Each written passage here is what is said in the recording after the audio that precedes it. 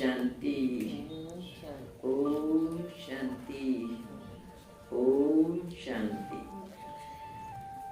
आज परमपिता परमात्मा के 21-10-75 के महावाक्य हैं और मुरली की हेडिंग है बेहद की वैराग्य वृत्ति ही विश्व परिवर्तन का आधार। यानी जब हम बच्चों के अंदर बेहद की वैराग्य वृत्ति आ जाएगी तब इस विश्व का परिवर्तन होगा। तो बेहद की वैराग्य वृत्ति ही विश्व परिवर्तन का आधार है। नए विश्व के परिवर्तक सर्व आत्माओं के परम प्रिय शिव बाबा ने नव विश्व निर्माण की आधार मूर्त बच्चों से मधुर मुलाकात करते हुए ये अनमोल महावाक्य उच्चारे। नए विश्व के परिवर्तक कौन है? परमात्मा। सर्व आत्माओं के परम प्रिय शिव बाबा ने नव विश्व निर्माण के आधार मूर्त, नई दुनिया बनाने वाले जो आधार मूर्त यानी पिलर्स हैं, उन बच्चों से मधुर मुलाकात करते हुए ये महावाक्य उच्चारे। हर एक बच्चा ये समझे कि बाबा मेरे लिए ये वाणी चला रहे हैं। सभी नई दुनिया लाने के निमित्त बने हुए हो क्या? बाबा पूछ रहे हैं। सब समझते हो ऐसे कि हम नई दुनिया लाने वाले हैं। नई दुनिया लाने के निमित्त बने हुए हो क्या? नई दुनिया कब आएगी यह सबको इंतजार है। सबके अंदर संकल्प है कि तिथि तारीख का मालूम पड़ जाए कि नई दुनिया कब आने वाली है। तिथि तारीख मालूम पड़ेगी क्या? पापा कह रहे हैं तिथि तारीख कोई अनाउंसमेंट नहीं होगा कि इस तारीख को या इस तिथि से ये परिवर्तन होगा। मालूम होना तो जरूर चाहिए। जब कि त्रिकालदर्शी अर्थात तीनों कालों को जानने वाली हैं, तो भविष्य का जानना भी ऐसे ही होगा। जैसे वर्तमान को जानना और भविष्य को जानने का आधार भी वर्तमान होगा। जैसे वर्तमान को जानना और भविष्य को जानने का आधार भी वर्तमान होगा, नई दुनिया में आने वाले भी तो ब्राह्मण ही हैं। तो नई दुनिया में जो आने वाले हैं उन्हों की वर्तमान से ही भविष्य की तिथि तारीख ऑटोमेटिकली सिद्ध हो ही जाएगी।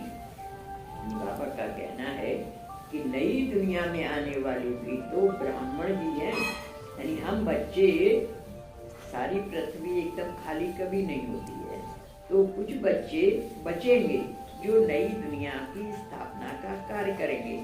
और वे भी कौन से बचेंगे? बाबा के बच्चे बचेंगे, ब्राह्मण बच्चे बचेंगे।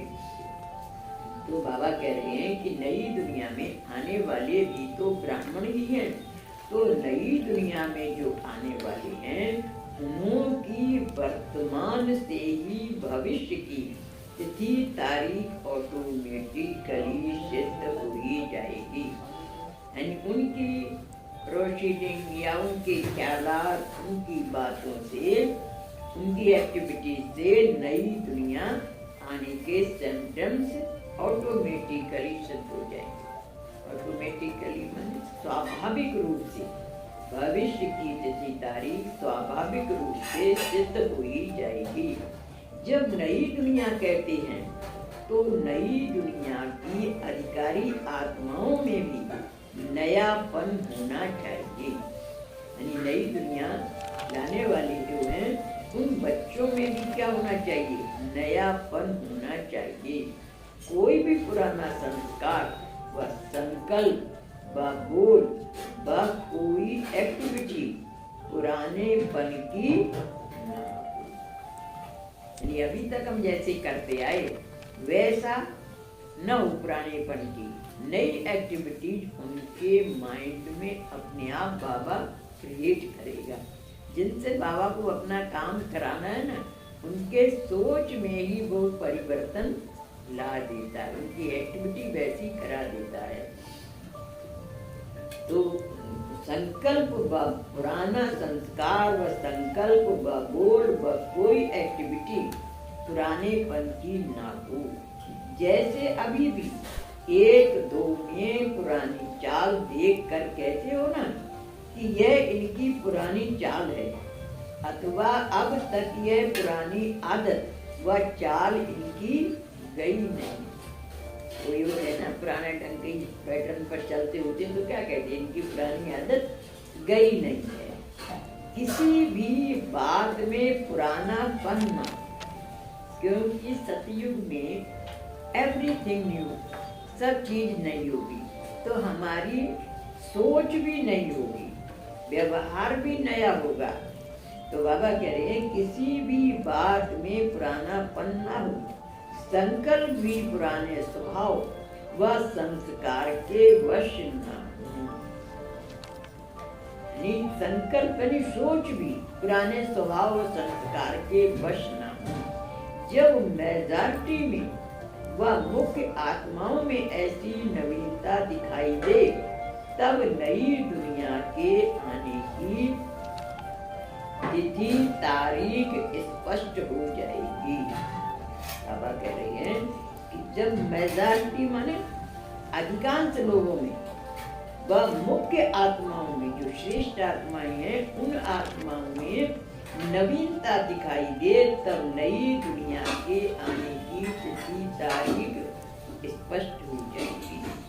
जो निमित्त है उन मुख्य आत्माओं में नवीनता का और परिवर्तन का अनुभव होगा। क्या कह रहे हैं बाबा? जो निमित्त है उन मुख्य आत्माओं में नवीनता का और परिवर्तन का अनुभव होगा, यानी दूसरे लोगों को भी उनमें नवीनता दिखाई देगी। उनके परिवर्तन के आधार पर विश्व परिवर्तन की तारीख प्रत्यक्ष। जब बड़े लोगों के निमित्त भाई बहनों के अंदर ये परिवर्तन आ जाएगा, तो उनके परिवर्तन के आधार पर विश्व परिवर्तन की तारीख प्रत्यक्ष। अब मैं आपको इसका एक एग्जाम्पल देकर समझाऊं। हम लोगों में बचपन में देखा क्या था, बाल विवाह प्रथा थी, बच्चों की छोटी उम्र में शादी कर दिया करते थे, पढ़ाने की प्रथा ज्यादा नहीं थी, नौकरी कराना है क्या लड़कियों से, ऐसे सोचते थे। पर्दा प्रथा थी, घूंघट काट के शादी होती थी। लेकिन आज कैसा पैटर्न बन गया है, आज लड़कियां सब काम करने लगी, हवाई जहाज चलाने लगी, नेवी में जाने लगी हैं, आर्मी में जाने लगी हैं, सब काम लड़कियां करने लगी हैं। पर्दा प्रथा कहीं देखने को नहीं आती, केवल रूरल एरिया में, यानी शायद गांव में अभी होगी पर्दा प्रथा, लेकिन सारी पर्दा प्रथा खत्म हो गई। स्वयंवर यानी पहले माँ बाप इंगेज करते थे, शादी की सारी तैयारी करते थे, और लड़की जैसे मूर्ति होती है ना, पत्थर की मूर्ति, वैसे बन के शादी कर लेती थी। पता भी नहीं होता था कौन सा पति है और कौन क्या है, मतलब शादी हो रही है, कोई उसकी इच्छा नहीं पूछी जाती थी तुम्हारी शादी से साथ करें या नहीं करें। आज क्या हो गया है, स्वयंवर, 90% लड़कियां अपना वर स्वयं चुन रही हैं, माता पिता को पूछते भी नहीं है, अपने आप सारी डेकोरेशन भी कर लेती, सब तैयारी भी कर लेती। हम लोग कैसे एक्सेप्ट कर रहे हैं इस बात को? किया है ना। आज नई जनरेशन के सामने कभी जिन बातों को हम बिल्कुल नापसंद किया करते थे, हमारे संस्कार कैसे थे, और उन्हीं बातों को हमने इस न्यू जनरेशन के साथ एक्सेप्ट कर लिया, स्वीकार कर लिया। हमारे मन में एंटी का संकल्प भी नहीं आया, ये गलत हो रहा है। तो ऐसे ही नई जनरेशन का जब राज स्थापन हो जाएगा तो यही सृष्टि का परिवर्तन हो जाएगा। आप देखिए लक्ष्मी नारायण लक्ष्मी जी क्या सर रख के बैठी है या घूंघट काट के बैठी है, तो वो दुनिया लानी तो है ना, तो वो ही दुनिया ये नई जनरेशन ला रही है और हम बुजुर्गों को इसका स्वीकार करना है। ऐसे ही सृष्टि का परिवर्तन हो जाएगा। तो बाबा ये बात कह रहे हैं, जो निमित्त है उन मुख्य आत्माओं में नवीनता का और परिवर्तन का अनुभव होगा। उन्हों के परिवर्तन के आधार पर विश्व परिवर्तन की तारीख प्रत्यक्ष हो। यानी आजकल क्या है, पहले क्या होता था, बहुएं डरते डरते आती थी ससुराल में सास हमें सास के साथ एडजस्ट करना, लेकिन आजकल सासें एडजस्ट करती हैं बहुओं के साथ में। न्यू जनरेशन की बहू आई है, जो पहले कभी बहुत ही वही अब सास बन गई है, तो एक्चुअल स्टैंडर्ड आ गया है। इतना मार्वलस परिवर्तन हमने अपनी आंखों से जब देख रहे हैं और एडजस्ट भी कर रहे हैं, एडजस्ट भी तो कर रही ना, तभी तो परिवार में शांति बनी रह सकती है। क्या सोचते हैं, चलो जैसी बहू तो है ना, कर रही हो। तो ऐसे ही सृष्टि का परिवर्तन हो जाएगा। विश्व परिवर्तन होने के पहले विश्व की सर्व आत्माओं में वैराग्य वृत्ति होगी। अब क्या हो गया, हमारे लोगों के अंदर वैराग्य वृत्ति आ गई। अब इन्हें अपनी जिंदगी जीनी है, जियो जैसे जिए। हमारा जमाना थोड़ी रहा कि भाई पर्दा पर्दा है, वो घूंघट काट के बैठे, बहू का घूंघट उठा के वो मुंह दिखाई दी जा रही है तो वो सब सेरेमनी भी बंद हो गई और इस तरीके से वैराग्य वृत्ति आ गई। चलो ये नई जनरेशन है, पढ़ी लिखी है, जैसा इनका मन है वैसे करने को स्वीकार कर लिया ना। तो ऐसे ही बाबा कह रहे हैं, विश्व परिवर्तन होने के पहले विश्व की सर्व आत्माओं में वैराग्य वृत्ति होगी और वैराग्य वृत्ति से ही बाप के परिचय को धारण कर सकेंगे। ये वैराग्य वृत्ति उनके अंदर परिवर्तन लाएगी और बाप के परिचय को धारण कर सकेंगे कि हाँ, हम आत्माओं का बाप आ चुका है। तो जैसे विश्व की आत्माओं में वैराग्य वृत्ति हो परिवर्तन का आधार होगा, वैसे ही जो निमित्त बनी हुई आत्माएं हैं उन्होंने भी संपूर्ण परिवर्तन का आधार बेहद का वैराग्य बनेगा। तो संगठन में भी बेहद के वैराग्य वृत्ति को लाने का पुरुषार्थ करो। यानी क्या होना चाहिए, संगठन में बेहद की वैराग्य वृत्ति को लाने का पुरुषार्थ करो। एक दो के साथी व सहयोगी बनो। जब वैराग्य वृत्ति इमर्ज रूप में होगी तो पुराने संस्कार व स्वभाव बहुत जल्दी और सहज ही वैराग्य वृत्ति के अंदर मर्ज हो जाएंगे। मर्ज हो जाएंगे माना खत्म हो जाएंगे। अब अपनी सोच में भी क्या हो गया है, किचन में क्या हो रहा है, मैं क्या करूं, मैं बनाना है क्या, मन में आ जाता है ना। अब कर रही है जो नई जनरेशन वाले, बनाने दो उनको, जैसे बना रही है वैसे अच्छा है, सब अच्छा हो रहा है। संकल्प भी नहीं आता कि किचन में जाके दे। पहले अपने हाथ से सब काम करते थे। चेंज हो गई ना नेचर, बदल गया ना सोचने का तरीका कि जब हम कर नहीं सकते हैं तो जैसा जो कर रहा है बहुत अच्छा कर रहा है। ऐसे ही परिवर्तन हो जाता है। जब नई जनरेशन आ जाती है तो पुराने लोग क्या सोचने लगते हैं कि भाई जैसे चल रहे वैसे ठीक है, अपनी तिरंबाजी क्यों चलाएं, जब हम कर सकते हो तो हम करें जा करके, ऐसा क्यों कर दिया वैसा क्यों कर दिया। तो सोच बदल जाती है ना, तो सोच बदल जाता है तो एटीट्यूड व्यवहार भी बदल गया। यानी पुराने संस्कार खत्म हो गए, मर्ज हो गए। अब नई जनरेशन कुछ ऐसे कर रहे हैं, अच्छा कर रहे हैं ना, कम से कम बना तो रहे हैं, फंक्शन तो हो रहा है, कार्यक्रम तो चल रहा है ना। ये से मन में सोच बदल गई ना, तो एटीट्यूड बदल गया। तो बाबा यही बात समझा रहे हैं कि वैराग्य वृत्ति, जब वैराग्य वृत्ति इमर्ज रूप में होगी तो पुराने संस्कार व स्वभाव बहुत जल्दी और सहज ही वैराग्य वृत्ति के अंदर मर्ज हो जाएंगे। यानी जो पहले कहने की आदत थी वो क्या हो गया कि खत्म हो गई। तो बेहद की वैराग्य वृत्ति के अंदर मर्ज हो जाएंगे पुराने संस्कार स्वभाव। सब सोचते हैं ना कि क्या होगा, जो पुरानापन सब भूल जाएगा।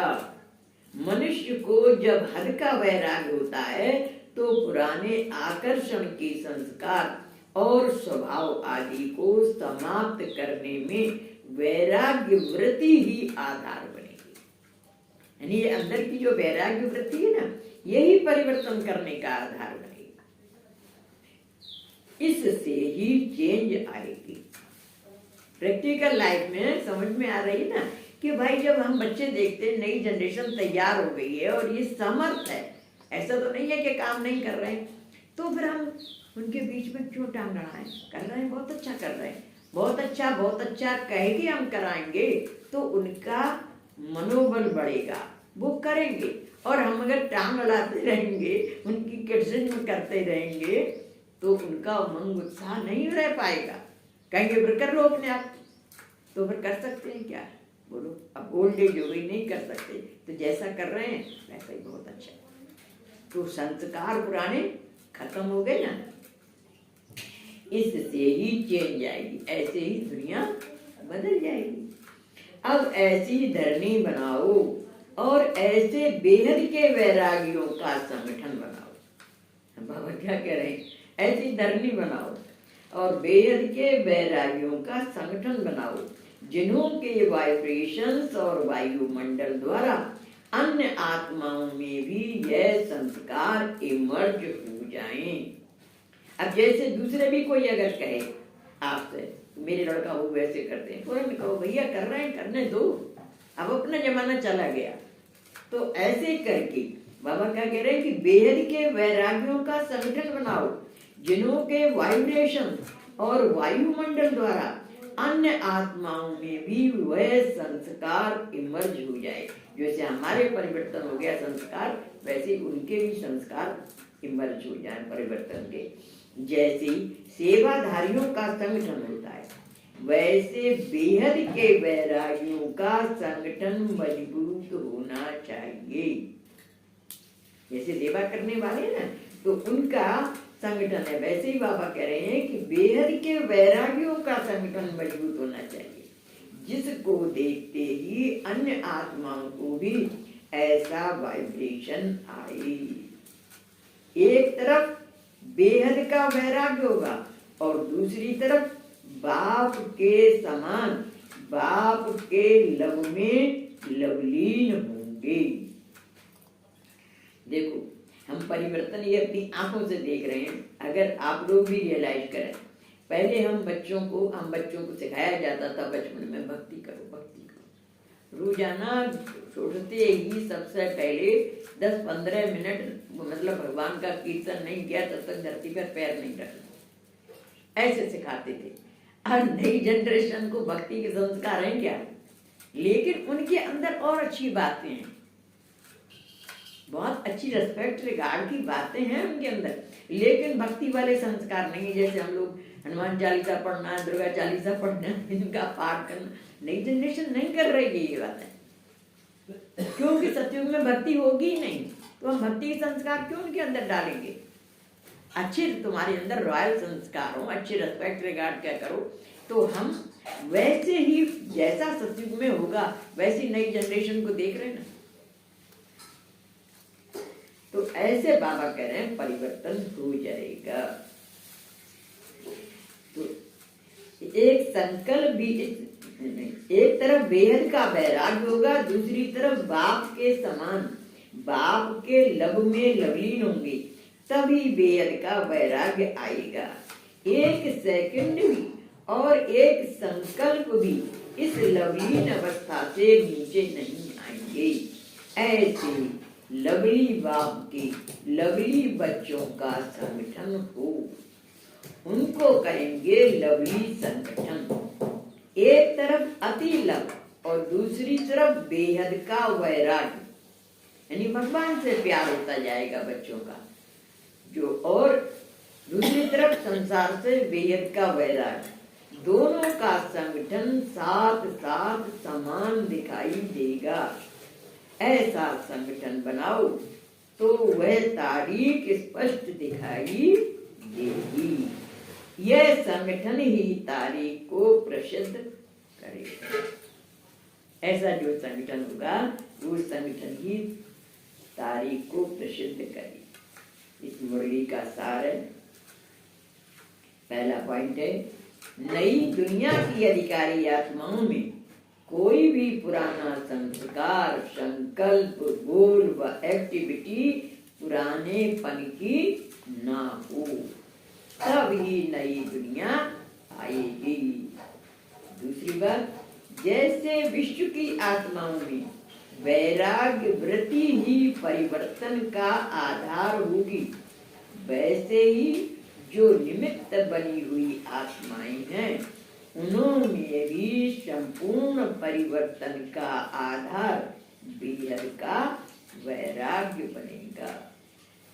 तीसरी बात, एक तरफ अति लव और दूसरी तरफ बेहद का वैराग्य, दोनों का संगठन साथ साथ समान दिखाई देगा, तो ऐसा संगठन ही नई दुनिया की तिथि तारीख को प्रसिद्ध करेगा।